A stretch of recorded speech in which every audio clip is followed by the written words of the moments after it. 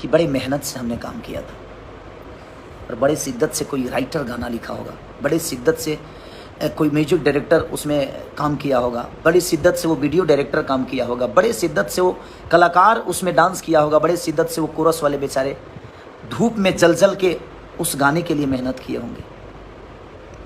और एक आदमी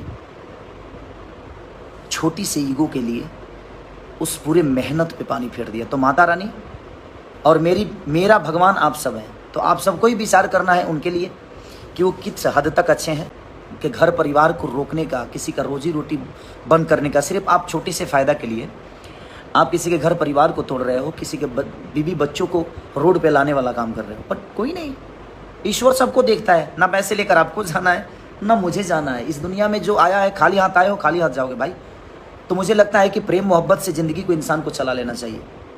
आप ही बताइए, हम आप ही से पूछना चाहते हैं। आप बड़े भाई की तरह हैं, आपका सम्मान है।